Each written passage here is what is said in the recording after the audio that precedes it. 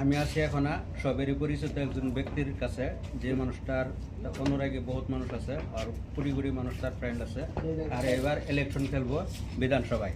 তার থেকে একটু পরামর্শ নেই, মোবাইল করে নেওয়া। স্যার, আপনি এই তারিখে আমগর এখানে আপনি বিধানসভা থেকে খেলার আছে? আমার আশা আছে। তাতে আশা আছে কি আপনি পাস করবেন? আর রাজা যদি আমার চায়, রাজা যদি টিকিট এনে দেয়, তাহলে আমি খেলাম নিশ্চয় 100% শিওর মারবি।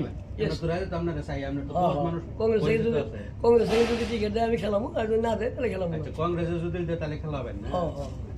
যে কোনো দলে থাকে, মানে এই নিয়ে আবার কংগ্রেসের মানুষ, ঠিক আছে, কংগ্রেসে টিকিট দিলে খেলাবো, নাহলে খেলাবো না। আর কিছু কবেন রাজা, কিছু কবেন? আর রাজার অনুরোধ করি, যদি রাজা আমার ভালো পায় তাহলে আমার নম্বর আছে 9854260239।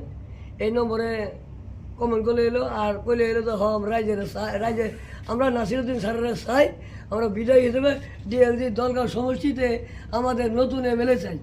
যদি নিউ যুবক চাই তাহলে নাসিরুদ্দিন আছে, যদি আপনারা ভালো লাগে তাহলে চান, আর যদি ভালো না লাগে তাহলে নো কমেন্ট করলে। ঠিক আছে, সবাইকে থ্যাংক ইউ, অনেক অনেক ধন্যবাদ। আপনারা দেখলেন একজন নাসিরুদ্দিন শাহকে, উনি এবার বিধানসভায় টিকিট নেবে কংগ্রেসের থেকে।